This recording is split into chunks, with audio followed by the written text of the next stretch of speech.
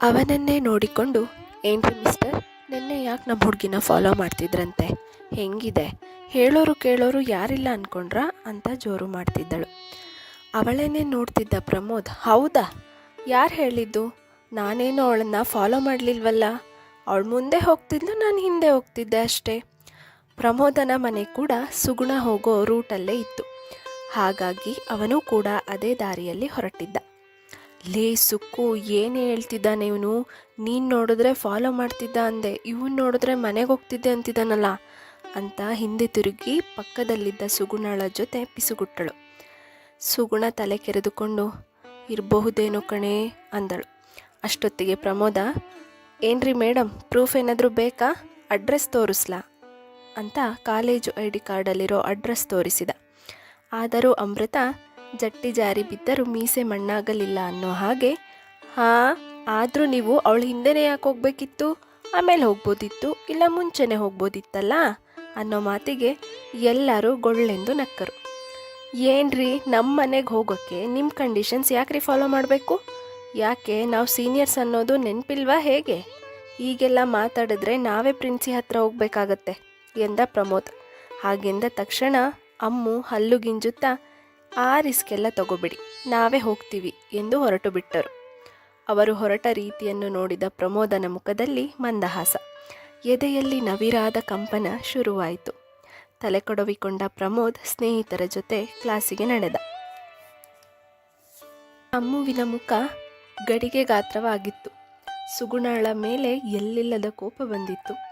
ಲೇ, ನಿನ್ನ ಮಾತು ನಂಬಿ ನಾನು ಅವನೊಟ್ಟಿಗೆ ಜಗಳ ಮಾಡ್ಕೋತಿದ್ನಲ್ಲೇ, ಅವ್ನು ಪ್ರಿನ್ಸಿ ಹತ್ರ ಹೋಗಿದ್ರೆ, ಅದು ನಮ್ಮ ಅಪ್ಪನಿಗೆ ಗೊತ್ತಾಗಿದ್ರೆ ನಾನು ಉಳಿಸ್ತಿದ್ರ, ಪಾಪಿ ಪಾಪಿ ಮುಗಿಸ್ತಿದ್ದೆ ನನ್ನ ಇವತ್ತು ನೀನು ಎಂದು ಹಿಂದೆ ತಿರುಗಿಕೊಂಡು ಬೈಯುತ್ತಾ ಬರುತ್ತಿದ್ದಳು. ಹಿಂದಿರುಗಿಕೊಂಡು ಬರುತ್ತಿದ್ದ ಕಾರಣ ಯಾರಿಗೋ ಡಿಕ್ಕಿ ಹೊಡೆದು ಬಿಟ್ಟಳು. ಆಯ ತಪ್ಪಿ ಡಿಕ್ಕಿ ಹೊಡೆದ ಹುಡುಗನ ಬಾಹುಗಳಲ್ಲಿ ಬಂಧಿಯಾದಳು. ಅವಳ ಕಣ್ಣು ಅವನ ಕಣ್ಣನ್ನು ಸಂಧಿಸಿತು. ಇವಳ ಬಟ್ಟಲು ಕಣ್ಣುಗಳು ಅವನ ಕಂಗಳಲ್ಲಿ ಏನನ್ನೋ ಹುಡುಕಿತು. ಆದರೆ ಅಲ್ಲಿ ಸ್ಪಷ್ಟವಾದ ನಿಷ್ಕಲ್ಮಶವಾದ ದೃಷ್ಟಿಯಿತ್ತು. ಸಾವಾರಿಸಿಕೊಂಡ ಅಮ್ಮು ಮೌನಿಯಾಗಿದ್ದಳು. ಸಾರಿ ಎಂದಳಷ್ಟೆ. ಅವಳ ಸ್ನೇಹಿತೆಯರು ಅವರನ್ನೇ ಗಾಬರಿಯಿಂದ ನೋಡುತ್ತಿದ್ದರು. ಅವಳೋ ಅವನು ಹೋದ ದಾರಿಯನ್ನೇ ನೋಡುತ್ತಿದ್ದಳು. ನೀಳಕಾಯ, ಉಪ್ಪವಾಗಿರುವಂಥ ಕೇಶರಾಶಿ, ಗುಳಿ ಕೆನ್ನೆ, ಚಿಗುರು ಮೀಸೆ, ಕುರುಚಲು ಗಡ್ಡ ಅತಿ ಸುಂದರ ನೆನೆಸಿದನು ಅವಳಿಗೆ. ಅವನಿಂದನೇ ಹೋಗುತ್ತಿದ್ದ ಅಮ್ಮುವನ್ನು ಕೈ ಹಿಡಿದು ಓ ಎಂದು ಕೂಗಿದರು ಅವಳ ಸ್ನೇಹಿತೆಯರು. ಕೂಗಿಗೆ ಎಚ್ಚೆತ್ತ ಅಮ್ಮು, ಏನ್ರೆ ಅಂದಳು. ಏನಾ, ಯಾರಾದರೂ ನೋಡಿದ್ರೆ ಉರಿದು ಬೀಳೋ ತಾವು ಡಿಕ್ಕಿ ಹೊಡೆದು ಬಿದ್ದರೂ ಅಕ್ಕಂದೇನು ಸೌಂಡೇ ಇಲ್ವಲ್ಲ, ಏನು ಸಮಾಚಾರ ಎಂದು ಛೇಡಿಸಿದಳು ನಿರ್ಮಲ. ಏನೂ ಇಲ್ಲ, ಸುಮ್ಮನೆ ಕ್ಲಾಸಿಗೆ ನಡೀರಿ ಎಂದು ಕ್ಲಾಸಿಗೆ ಹೊರಟರು. ಅಂದು ಕ್ಲಾಸ್ ಮುಗಿಸಿ ಮನೆಗೆ ಹೋದರೂ ಅದೇ ಗುಂಗಿನಲ್ಲಿದ್ದಳು ಅಮ್ಮು. ಅಡುಗೆ ಮನೆಯಲ್ಲಿ ಕೌಸಲ್ಯರವರು ರಾತ್ರಿ ಊಟಕ್ಕೆ ತಯಾರಿ ನಡೆಸುತ್ತಿದ್ದರು. ಅಲ್ಲಿಗೆ ಹೋಗಿ ಅಡುಗೆ ಮನೆಯ ಕಟ್ಟೆಯ ಮೇಲೆ ಕೂತಳು. ಏನು ಸ್ಪೆಷಲ್ ಅಮ್ಮ ಅಂತ ಅಲ್ಲೇ ಹೆಚ್ಚಿಟ್ಟಿದ್ದ ಕ್ಯಾರೆಟನ್ನು ಜಗಿಯುತ್ತಾ ಕೇಳಿದಳು ಅಮ್ಮು. ಅಲ್ವೇ ಅಮ್ಮು, ಅನು ಅಡುಗೆ ಕಲ್ತಾಯಿತು, ನೀನು ಕಲಿತು ನನಗೂ ಸಹಾಯ ಮಾಡಬಾರ್ದೇನೆ, ಯಾವಾಗಲೂ ಫ್ರೆಂಡ್ಸ್ ಜೊತೆನೇ ಆಚೆನೇ ಓಡಾಡ್ತೀಯಲ್ಲ ಅಂದರು ಕೌಸಲ್ಯ. ಹೇ ಹೋಗಮ್ಮ, ಈ ಅಡುಗೆ ಗಿಡ್ಗೆ ಎಲ್ಲ ನಿಂಗೆ, ನಿನ್ನ ಮಗಳಿಗೆ ಇರಲಿ, ನಾನಂತೂ ಕಲಿಯಲ್ಲಮ್ಮ, ಅಡುಗೆ ಬರೋ ಹುಡುಗನ್ನೇ ನಾನು ಮದುವೆ ಆಗೋದು ಅಂದಳು. ತಕ್ಷಣ ಅಮ್ಮುಗೆ ಬೆಳಗ್ಗೆ ನಡೆದ ಘಟನೆ ನೆನಪಾಗಿ ಕೆನ್ನೆ ಕೆಂಪಾಯಿತು. ಅಷ್ಟೊತ್ತಿಗೆ ಅಪ್ಪ ಹಾಗೂ ಅನು ಕೂಡ ಬಂದರು. ಏನು ಅಮ್ಮ ಮಗಳ ಸಂಭಾಷಣೆ ಜೋರಾಗಿ ನಡೆಯುತ್ತಿದೆ ಅಂದರು ಮನೋಹರ್.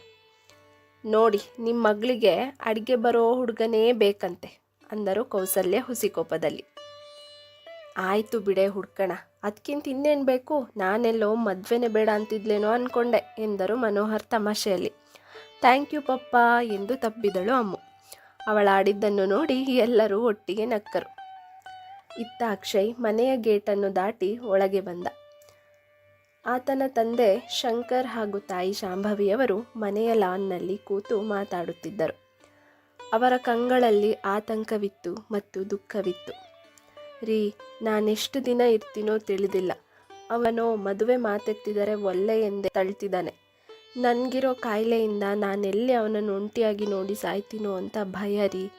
ಸಾಯೋ ಅಷ್ಟರಲ್ಲಿ ಅವನ ಮದುವೆಯಾಗಿ ಮೊಮ್ಮಗುವನ್ನು ಆಡಿಸ್ಬೇಕೆಂಬ ಬಯಕೆ ಆದರೆ ಅವನಿಗಿದು ತಿಳಿಯುತ್ತಿಲ್ಲ. ಏನಂದರೆ ನನ್ನ ಆಸೆ ನೆರವೇರುತ್ತಲ್ವಾ ಎಂದು ತಮ್ಮ ಪತಿಯೊಡನೆ ದುಃಖಿಸುತ್ತಾ ಆಸೆಗಣ್ಣಿನಲ್ಲಿ ಪತಿಯೊಡನೆ ಹೇಳುತ್ತಿದ್ದರು. ಶಂಕರ್ರವರು ಏನು ತಾನೇ ಹೇಳಿಯಾರು, ಮಗನ ಗಾಯವಿನ್ನೂ ಮಾಯದಿರುವಾಗ ಮದುವೆಗೆ ಒಪ್ಪುವನೇ ಎಂದು ಮನಸ್ಸಿನಲ್ಲಿಯೇ ದುಃಖಿಸುತ್ತಾ ತಮ್ಮ ಪತ್ನಿಗೆ ಕಣ್ಣಿನಲ್ಲಿಯೇ ಭರವಸೆ ಇಟ್ಟರು. ಇದನ್ನು ಕೇಳಿಸಿಕೊಳ್ಳುತ್ತಿದ್ದ ಅಕ್ಷಯ್ ನೊಂದುಕೊಂಡ. ಆದರೇನೂ ಮಾಡದಂಥ ಸ್ಥಿತಿ ಅವನಿಗೆ. ಮದುವೆಯಲ್ಲಿ ಮನಸ್ಸಿರಲಿಲ್ಲ. ಒಂದೊಮ್ಮೆ ಆದ ನೋವು ಮತ್ತೆ ತಡೆದುಕೊಳ್ಳುವ ಶಕ್ತಿ ಅವನಿಗಿರಲಿಲ್ಲ.